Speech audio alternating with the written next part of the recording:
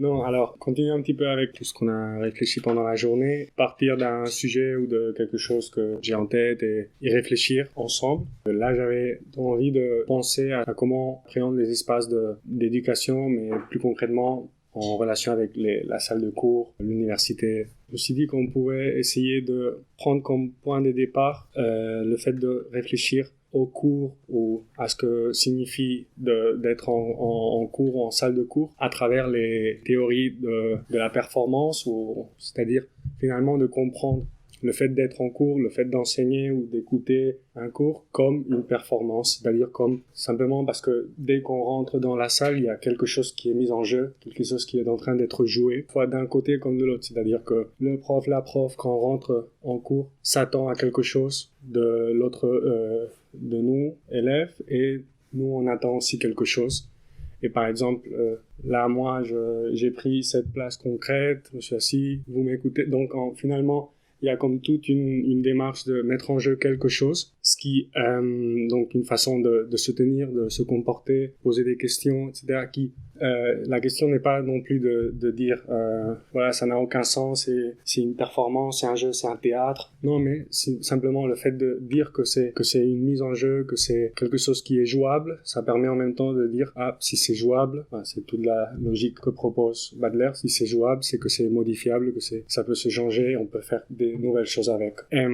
Et je pense que comme l'ont bien montré énormément de théoriciens, de théoriciennes, laisser la place à la performance ou inclure les logiques de performance, de penser un petit peu à travers la performance, ça permet aussi d'investir et donner du sens et de la valeur au vécu du corps, à l'expérience matérielle de chaque corps, de chacun, de chacune, au sein de la classe, de cours, de l'université même. Donc, je pense que ça peut devenir une façon intéressante à partir de là, de réfléchir et de rendre compte de façon plus honnête et plus réaliste, si on peut le dire, rendre compte finalement des inégalités qui traversent aussi la pratique pédagogique, qui traverse l'université, les salles de cours, et que les inégalités que chacune emmène avec soi, porte sur la salle de cours, emmène chez soi à la maison, quoi que ce soit.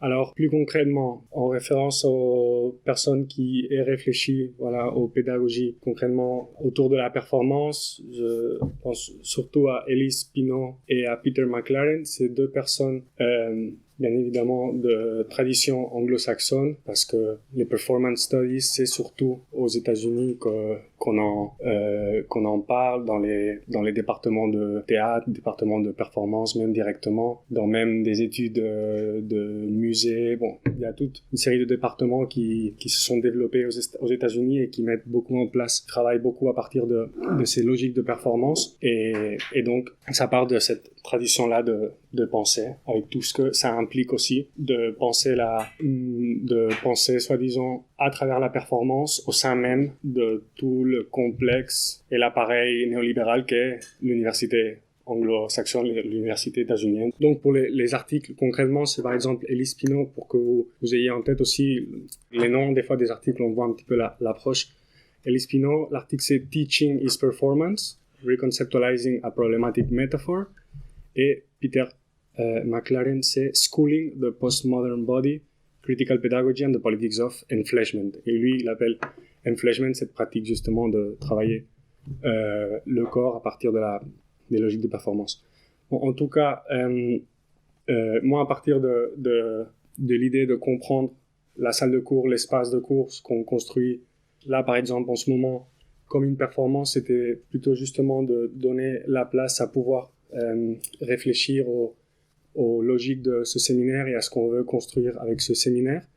Et déjà, en relation avec ça, moi, j'ai noté 2-3 choses que je vous mentionne, et c'est aussi pour essayer de lancer la discussion et qu'on puisse, si ça vous semble, de réfléchir déjà à comment on envisage, comment on comprend cet espace qu'on a investi en tant qu'à la fois élève à beaucoup de moments, mais aussi enseignant, entre guillemets. Alors, par exemple, il y a déjà le fait d'être attentive au rapport de pouvoir, mais aussi insister sur le besoin, en quelque sorte, d'autoréflexion ou de responsabilité, de générosité envers les autres. Qu'est-ce que je comprends par là? Ce qui viendrait à dire d'autres termes, c'est toute la question des savoirs situés, sauf que moi, c'est-à-dire, je comprends parfaitement la logique des savoirs situés, mais j'ai du mal à les penser dans ces termes parce que pour moi, situé, c'est déjà le mot, ça fixe quelque chose, c'est déjà situé, fixé, rigide. Et j'ai plus tendance à penser les savoirs comme ça, contextuels ou qui sont en circulation, qui circulent. Et donc, notamment, on revient à dire, par exemple, que j'ai besoin, c'est un petit peu pour que vous ayez une idée, c'est pas tellement le fait de dire, moi d'un point de vue de savoir situer, je dirais, oui, voilà, je suis un mec, cis, hétéro, blanc, etc. Mais d'un point de vue d'un corps socialement dominant, ça apporte à rien de dire ça. C'est le plus facile c'est l'outil le plus facile auquel on peut avoir accès en tant que corps socialement dominé de se nommer et point. Il n'y a rien d'autre à dire. On est déjà dans une dynamique théoriquement féministe au moment où on dit ça. Je sais pas si vous voyez l'idée, c'est-à-dire que j'ai lu pas mal de livres où on commence déjà en disant ça et je me dis que ça n'a aucun intérêt non plus si on le pose comme ça, tel quel. C'est pour ça que je disais le savoir plutôt de circulation, genre de se dire oui, mais homme, blanc, cis, hétérosexuel, qui a plutôt préférence pour tel savoir, c'est-à-dire qui va plutôt lire des livres et non pas lire sur InfoKiosque par exemple, qui va plutôt qui suit des cours mais qui prend des notes, ne les partage pas. Bon, par exemple, c'est toutes des choses comme ça que je trouve plus intéressantes que de marquer simplement une identité précise, rigide en quelque sorte, parce que ça permet pas de voir les possibles points de fuite ou de sortie de ces places-là. Et c'est en lien aussi avec le fait par exemple, de regarder ou d'essayer de voir les conditions qui, pour chacune, influencent et soutiennent ou pas l'apprentissage. C'est-à-dire, par exemple, moi là, j'ai besoin d'un support, j'ai besoin de tout avoir écrit, j'ai beaucoup de mal sinon à dérouler toute une réflexion sans un support parce que j'ai du mal avec le français. Ça veut dire, on en parlait avant avec Samuel, ça veut dire que là, concrètement, on peut faire tout un semestre ou passer en M2 sans nécessairement avoir participé en cours et donc être forcément ou avoir la possibilité de s'exprimer en cours. Voilà, c'est tout des logiques comme ça. Voilà, donc là, c'est quelques petits exemples que j'ai en tête et je ne sais pas si vous avez envie à partir de là, de commencer à réfléchir un petit peu aussi à la construction du séminaire pour commencer avec ça. En sachant que, à nouveau, ça peut être un petit peu bizarre que ça soit moi qui commence la réflexion, parce que, bon, je sais pas. Juste pour éclairer là-dessus, ce qu'on se disait, c'est que c'est intéressant parce que aujourd'hui c'est le premier cours du séminaire, que c'est une journée sur les questions de pédagogie et de domination, et du coup que ça pouvait être intéressant d'utiliser aussi cet espace pour réfléchir pédagogiquement, qu'est-ce que ça veut dire de faire un séminaire autogéré dans une université et qu'est-ce qu'on a envie de mettre en place par rapport à ça, ou qu'est-ce qu'on a déjà pensé à mettre en place pour peut-être sortir un peu de logique qu'on a l'habitude.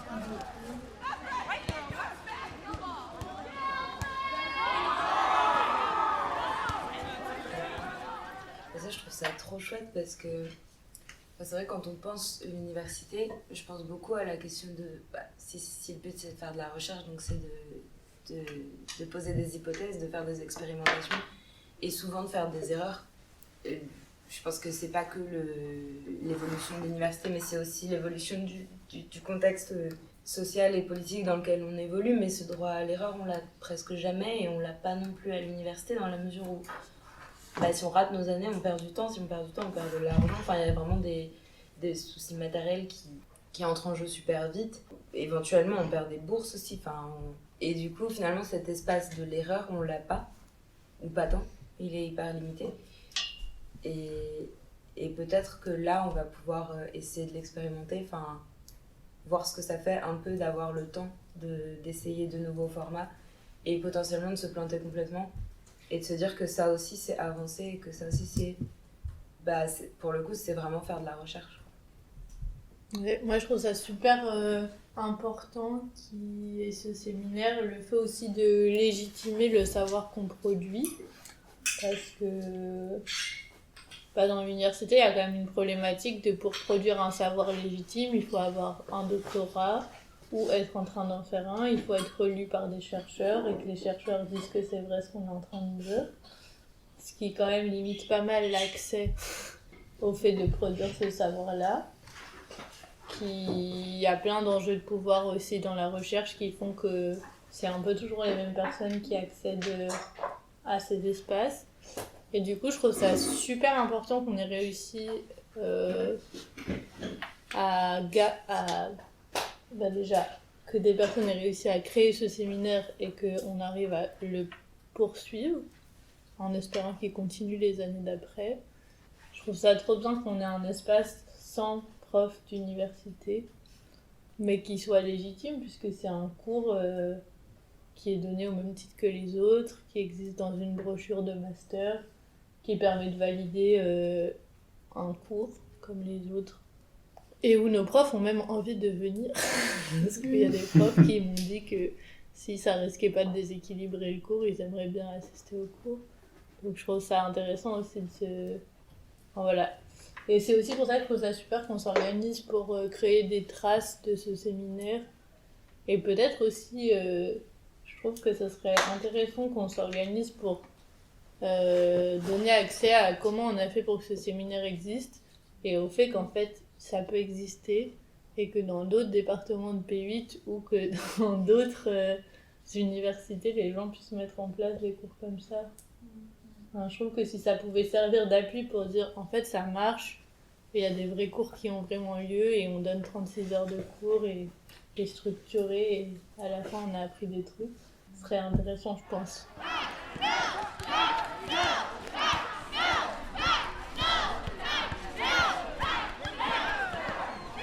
Alors, la proposition de notation, c'était on a 10 si on est inscrit, on a 14 si on est présent à la moitié des séances, et ensuite on a entre 14 et 20 pour la notation qu'on se donne avec la grille d'évaluation. Les critères de la grille, c'était l'investissement dans la préparation de la journée à laquelle on participe, dans laquelle était compris le travail en amont, la présence et la création de la séance, les contenus apportés, les ressources, l'intégration des groupes dans la séance. Donc l'idée c'était, dans cette phrase, c'était l'intégration des autres qui participent au séminaire, donc comment on les fait participer à notre journée ou non. Donc ça c'était sur 3 points.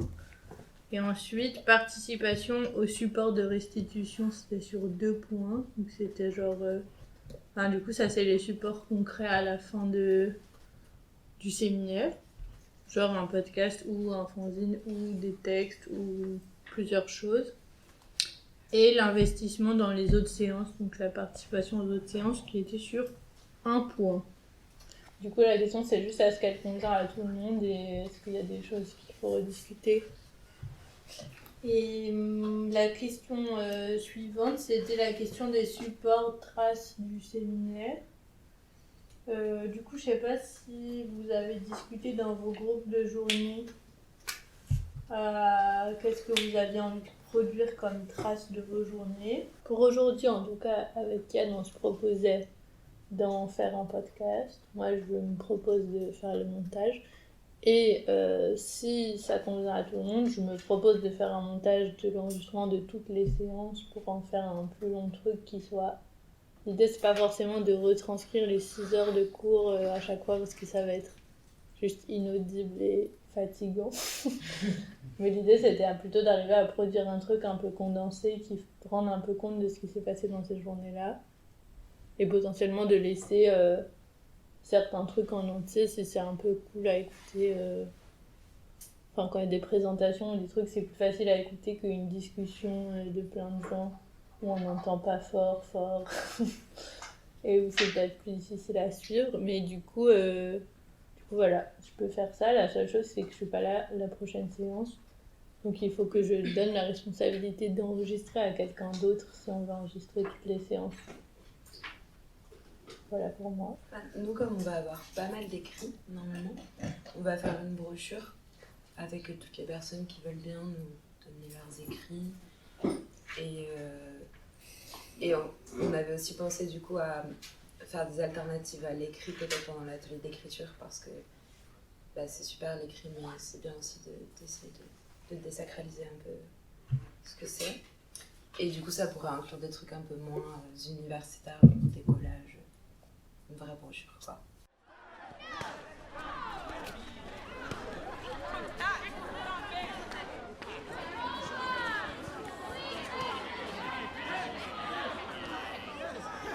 Oui, alors là, pour le coup, j'avais envie d'essayer de faire 2 mini-activités dynamiques. Une, en fait, vous la connaissez sûrement, parce que c'est un jeu, mais après, c'est essayer de voir comment appliquer ce jeu à une possible logique qui permet de construire des savoirs à partir de ce jeu-là. Mais est-ce que vous avez joué déjà au Time's Up? Le principe du Time's Up, c'est que genre, on a plein de cartes avec des mots, des noms, des machins. Et en gros, tu dois faire deviner à ton équipe le mot que tu as sur ta carte. Et au Time's Up classique, les manches, c'est première manche, tu parles autant que tu veux. Enfin, tu dis tout ce que tu veux sauf le mot qui est sur la carte. Après, ça serait dur. Mais t'as tant de minutes pour faire deviner le plus de mots possible. Deuxième tour, tu dois dire un seul mot. Troisième tour, tu dois nommer ton mot.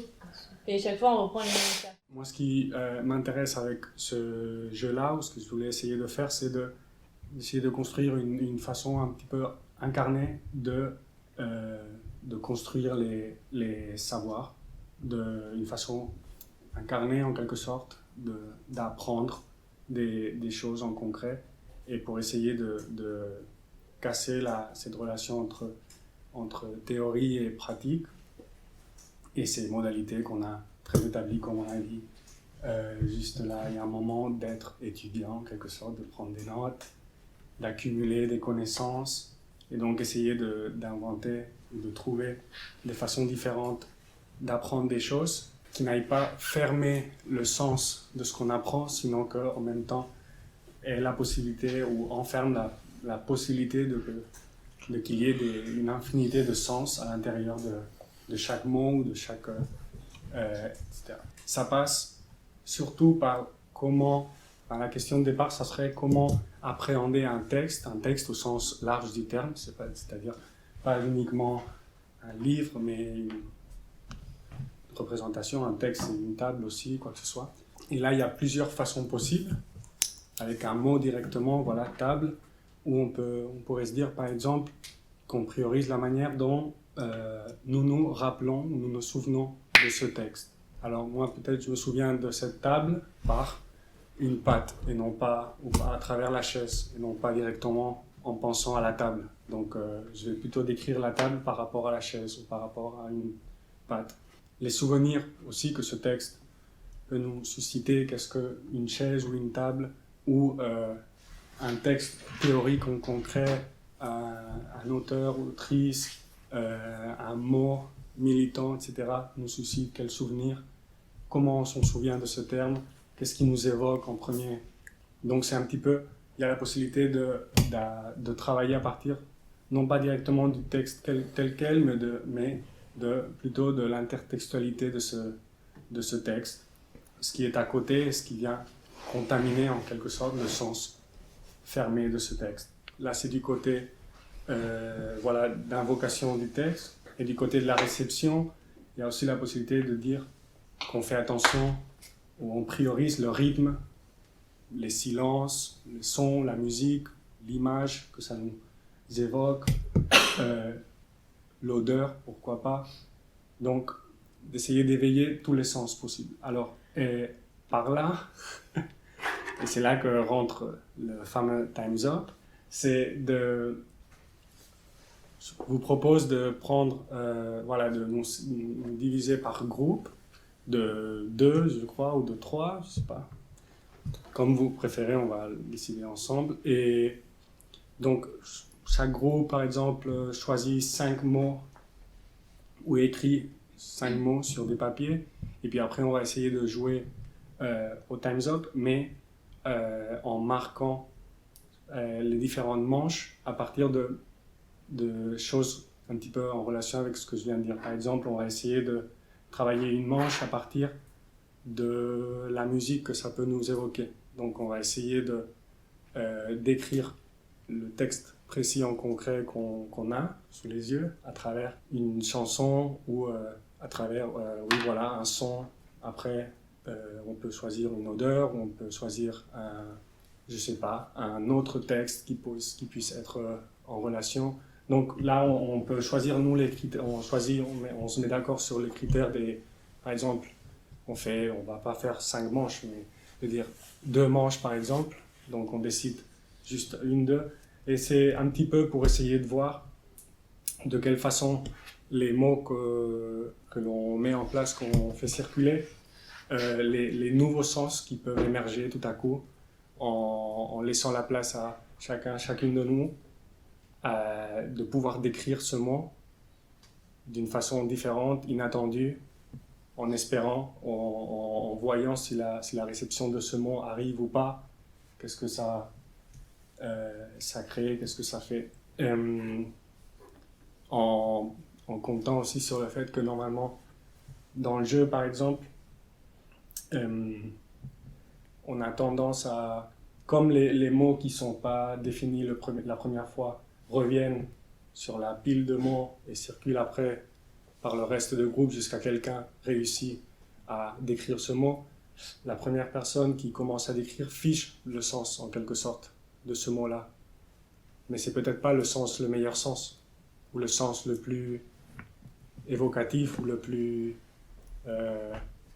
qui nous parle le plus. Donc il y a toujours la possibilité, quand ça repasse dans d'autres mains, de retravailler le sens, de le changer. Et oui, la seule chose que je me disais, c'est sans que ça soit des questions qui puissent être triggering, quoi que ce soit, d'essayer de prendre des mots, des termes un petit peu en relation avec nos études. Pas forcément, on va pas prendre non plus un terme là hyper... mais voilà. Moi, je pensais notamment juste, par exemple, mettre le terme féministe parce que j'en m'intéresse de voir qu'est-ce que ça peut donner. Mais des termes comme ça, par exemple. Après, on peut mettre aussi des mots qui n'ont rien à voir, mais je sais pas. Essayons quand même de mettre des 5 mots, 3 qui soient un petit peu comme ça, pour voir qu'est-ce que ça peut donner. Ça vous va ou c'est complètement taré ce que je suis en train de... Première manche, on évoque un souvenir en lien, enfin quelque chose qui ça nous rappelle ce concept. Et essayons de le décrire pour quelqu'un d'autre, non? Essayer de le décrire pour quelqu'un d'autre. C'est un souvenir pour le décrire, non? Parce qu'en vrai, on veut que quelqu'un d'autre devine. Non.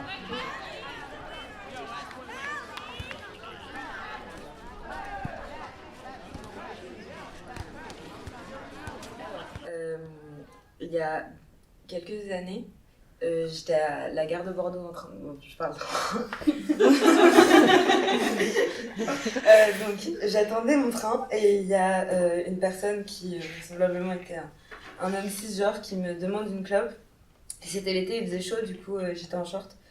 Et le gars me regarde et il me fait oh mais t'en as plus que moi, non, mais tu prends de la testostérone. Et voilà, et en fait c'était hyper énervant et aussi hyper choquant que juste le gars se permette de faire des commentaires alors qu'il était là, il était venu me demander une clope quoi. Moi je pense que c'est mon poil. Oui. Ah oui. Mais c'était efficace,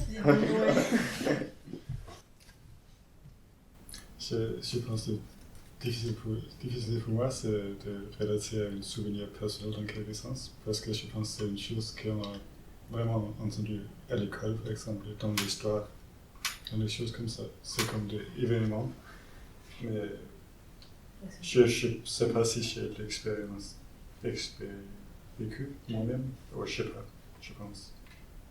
C'est peut-être plus proche d'un souvenir chez ces mots. Je sais encore, je le vois dans mon partout. Quelque chose à l'école. Oui, si tu as comment, des cours d'histoire, des choses comme ça. Oui, c'est une explication, mais je suis désolé. Du coup, tu n'as pas d'expérience personnelle? Non. Ok. Tu peux pas raconter un souvenir de quand on t'a parlé de ce mot-là? Je sais pas si tu vois ce que je veux dire. Oui, c'est peut-être au Danemark, où je sais bien, c'est vraiment un mot qui est lié à l'histoire française. Ah, ça c'est intéressant. La révélation. Bah, je vais dire ça aussi. Ah. C'était tellement évident. Le mot, c'était quoi? Révolution. C'est ça? Ok. C'est incroyable que ça marche. Bah, mon souvenir le plus récent de ça, c'est aujourd'hui. Voilà. C'est tout. Je pense que ça peut être trouvé. L'université.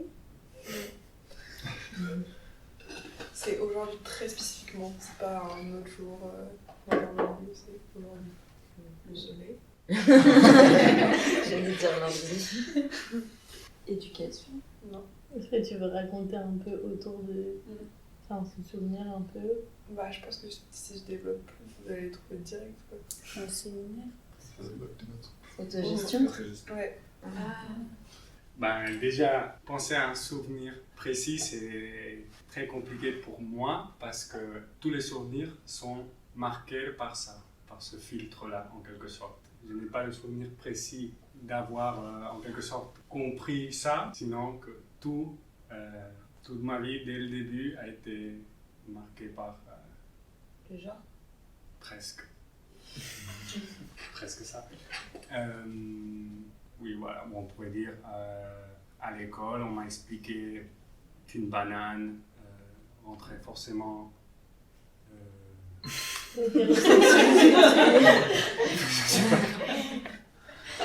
C'était l'hétérosexualité en fait. J'ai pas spécifiquement envie de raconter un souvenir par rapport à ce mot, mais ce que je peux en dire, c'est que c'est un mot qui a activé des souvenirs chez moi. C'est un mot dont on a parlé ce matin. Enfin, ce matin, je n'étais pas là, mais en début d'après-midi. C'est un mot. Ouais, je sais pas, honnêtement. En tout cas, c'est une entité qui prend beaucoup de place dans nos sociétés, qu'on n'a pas l'habitude de nommer. Quand on est en études de l'art, c'est un mot qui fait un peu. Enfin, en fait, je me rends compte que la description que je fais, ça peut porter sur beaucoup de mots que j'essaie d'écrire. J'attends désespérément que ça sorte. Ah non, je l'ai arrêté. Tu l'as arrêté? Non. Ok, bah du coup, c'était adulte. C'est pas adulte. C'était quoi? Ça devait être quoi? Adulte. Dans son sens politique, on va dire que c'est quelque chose que j'ai découvert en arrivant à la fac et en me politisant en politique. Et c'est quelque chose... C'est dur avec un souvenir. En fait, j'allais dire c'est compliqué de donner un souvenir parce que, un peu comme pour l'hétérosexualité, c'est un truc qui est constamment dans notre vie depuis notre naissance parce qu'on vit en société et qu'on est des animaux sociaux, quoi, et des êtres sociaux. Et donc en fait, il n'y a pas de souvenir précis par rapport à ça parce que c'est toujours là. Mais c'est super mal dit comme ça, vous n'allez pas trouver. Il n'y a aucune idée. Ok. Et tu as découvert à l'université. Bah, au sens politique, ouais. Je donne aucune idée. Collectif. Un souvenir. Moi, j'ai compris que c'était ce que l'on était, au pluriel, quand un nouvel être est arrivé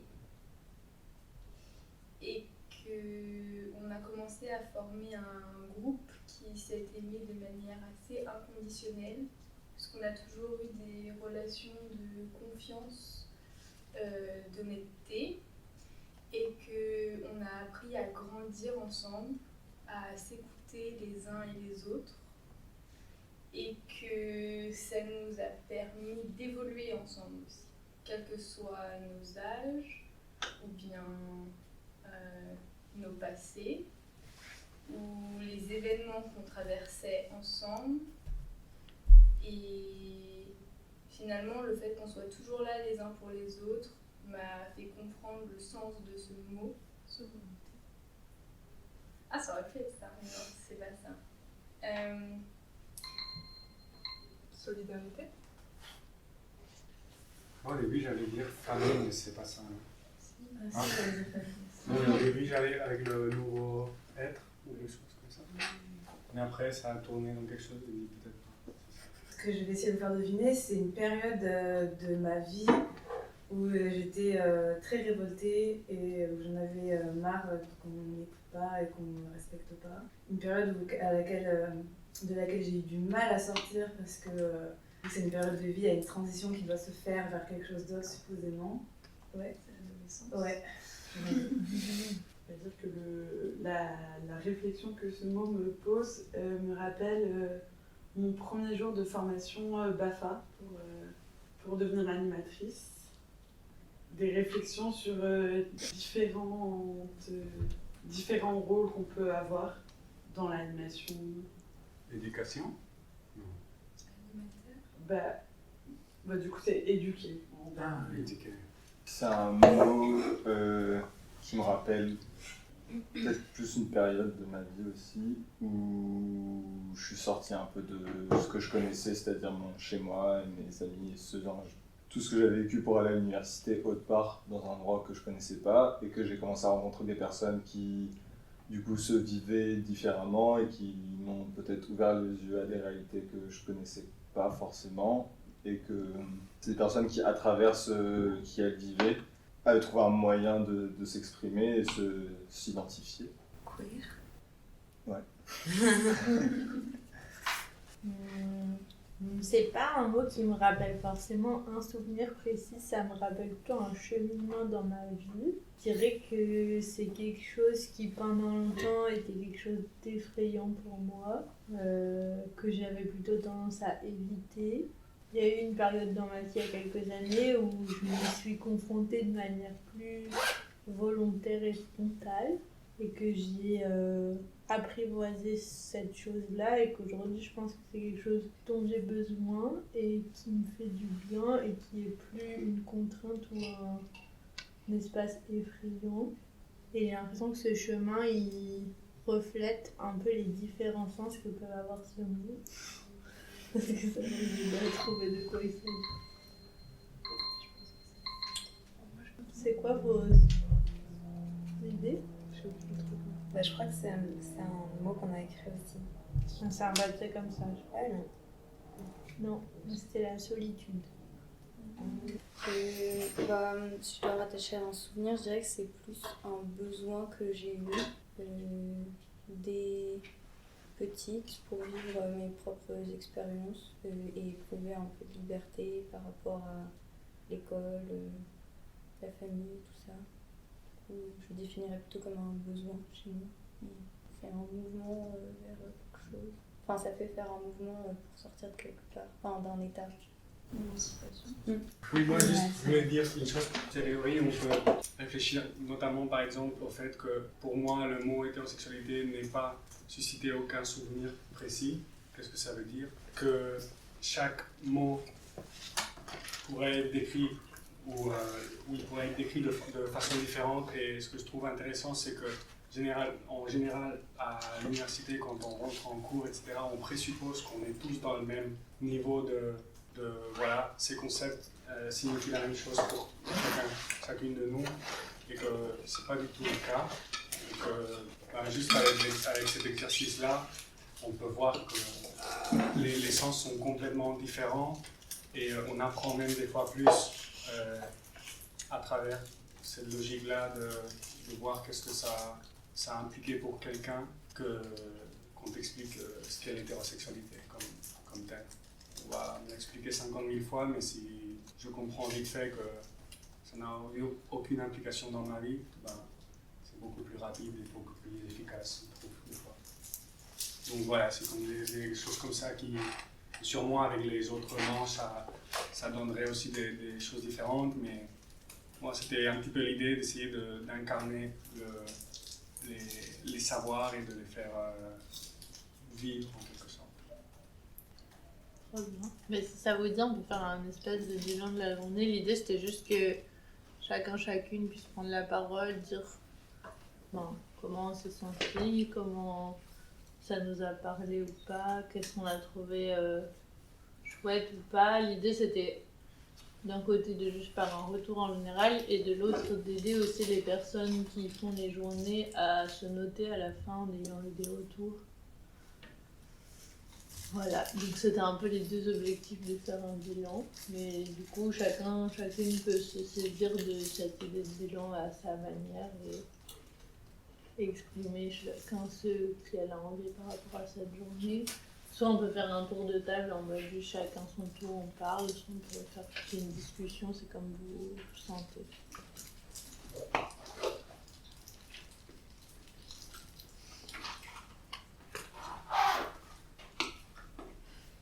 Je pense qu'un tour de table, ce serait plus facile de s'exprimer. Est-ce qu'il y a quelqu'un qui a envie de commencer? Moi, je veux bien commencer. Vas-y. Moi, ça faisait longtemps que je n'étais pas retourné à l'université. Et du coup, si ça avait été comme ça, peut-être que je serais resté un peu plus longtemps. Mais j'ai bien aimé du coup, le fait de ne pas avoir de professeur, en fait, et du coup d'être entouré d'étudiantes et d'étudiants. Ça apporte justement un peu ce truc-là dont on avait un moment écrit, d'avoir des savoirs légitimes, enfin d'avoir plus de légitimité, et pas d'avoir comme quelqu'un qui sait tout et qui nous apprend la vie. J'ai bien aimé quand même qu'il y ait de la participation, mais j'aurais aimé qu'il y ait peut-être plus. Mais après, je trouve ça compliqué sur une journée en abordant 2 sujets, de peut-être produire des savoirs en utilisant un peu ce que chacune connaît. Et merci pour les personnes qui ont participé à l'organisation. Et d'ouvrir ça aussi à des personnes qui ne sont pas à l'université, je trouve ça vachement important parce que quand on n'est pas dans l'université, ça ne veut pas dire qu'on n'est pas non plus intéressé par ces modes de connaissances, et pourtant on se sent vite exclu, que c'est des endroits très fermés. Et c'est cool de voir que ça reste un peu ouvert. Moi j'ai trouvé ça hyper chouette aussi comme journée. Je trouve beaucoup de contenu, plein de ressources. C'était trop bien de pouvoir partager tout ça. Et voilà, j'ai bien aimé pouvoir aussi faire un truc un peu là, expérimental et tout, je trouve ça chouette. Enfin, de varier les formats, moi j'ai trouvé ça chouette. Mais de pas avoir non plus que des trucs comme ça. Enfin, je pense que j'aime bien quand même le côté aussi un peu où j'écoute pendant longtemps. Et on l'a eu un peu avec les livres et tout, je trouvais ça cool d'avoir le mix des deux, quoi. Moi aussi, ça faisait hyper longtemps que je n'étais pas revenue à la fac. Du coup, j'ai trouvé que c'était une super journée pour se remettre doucement dans le bain parce que j'ai quand même un mémoire à écrire. Et j'ai trouvé la journée très intéressante, beaucoup moins fatigante pour moi que la plupart des cours qui font que je ne vais plus à la fac, quoi. Et j'ai particulièrement aimé toute la partie sur la domination adulte, ça m'a donné de nouvelles perspectives pour mon mémoire, je pense, et plein de ressources auxquelles j'avais pas pensé, tout simplement. Et aussi, ce petit jeu, je trouve ça super sympa, et je pense qu'on peut vraiment le bouger, enfin le mettre dans plein de thèmes et de séances, du coup, je trouve ça super. Merci. Oui, je suis d'accord sur le fait que moi aussi j'ai trouvé ça moins fatigant, mais que justement, c'était pas une phase. Par exemple, la fatigue qu'on peut ressentir maintenant, elle est plus due au fait qu'on a réfléchi, plutôt qu'au fait qu'on ait juste dû ingurgiter pendant des heures, des kilomètres de tout qu'on va devoir apprendre ou qu'on va pas retenir parce que justement, il fallait le noter rapidement. Et que c'est plus des choses qui vont du coup nous marquer, que quand là on va rentrer, on va peut-être avoir des idées sur le chemin du retour, j'en sais rien, on va avoir une illumination. Parce que justement, on aurait eu le temps d'y réfléchir, on aurait eu le temps de l'intégrer, et qu'ensuite on va pouvoir le retransformer pour recréer autre chose. Et je pense que c'est là où ce format-là de cours est vraiment intéressant, parce qu'on on peut prendre le temps de comprendre les informations, de les digérer, et même de les mettre en parallèle avec d'autres choses. Parce que pendant que vous parlez, vous avez déjà mis en parallèle énormément d'auteurs et d'autrices, mais nous, on a aussi nos idées en tête, de savoir qu'au moment où on prend nos notes, on a le temps en fait de penser pendant qu'on vous écoute, et ça c'est trop bien. Et pour revenir sur les différents formats, je pense que c'est grave bien parce que ça permet de changer le rythme des cours. C'est-à-dire qu'à un moment donné, on va être peut-être un peu plus passif, mais ça va nous permettre de justement de réfléchir, de comprendre, avant de passer à un cadre un peu plus dynamique où là, on peut être acteur de ce qu'on vient d'apprendre. Moi, du coup, je suis arrivée cet après-midi, donc j'ai pas un avis sur toute la journée, mais cet après-midi, c'était cool, comme l'année dernière. Et j'aime bien le format du mini-jeu, c'est cool. Je sais pas, j'ai pas grand chose à rajouter parce que juste c'était cool en fait et je m'attendais à ça. Donc je suis contente. Voilà. Moi pareil, globalement. Et Yann, j'ai trouvé ça grave intéressant quand tu as parlé de performance à l'université, parce que j'avais jamais relié ces deux concepts-là. Et je trouve que c'est un peu ce qui se passe et c'est un peu ce pourquoi, c'est un peu ce qui rend des fois les cours tout non productifs. Et je sais pas, j'avais jamais vu ça comme ça, mais chez moi c'est un peu ce qui coinçait. Je pense qu'il y a une pression de se dire il faut absolument que je retienne tout, il faut absolument que je connaisse tout, il faut absolument. Donc il y a la performance, un peu le double sens de à la fois genre l'acting de vas-y, il faut que je sois studieux et tout, et à la fois ce truc de hyper capitaliste en fait, genre d'accumuler des trucs et de plus savoir quoi en faire et de même pas les retenir. Et voilà, et du coup, comme ce que tu disais, j'ai oublié ton prénom. Aria. Pareil, je sens que là, on a vraiment eu le temps d'infuser les trucs et le format atelier, ça permet grave ça aussi. Du coup, c'est plus agréable. Et bon, moi, je suis là depuis cet après-midi, mais j'ai tendance à beaucoup fatiguer vite et là, je me sens pas fatiguée, donc ça fait du bien de sortir en sentant qu'on a appris des choses, mais sans se sentir trop lourd et trop épuisé. Donc ce n'est pas un échec, je trouve. C'est chouette. Merci. Je vais dire quelque chose. Moi je suis content et là maintenant plus relaxé que les choses soient passées bien et que vous en ayez profité, tout. Et tout l'enjeu, en fait, pour moi, c'était de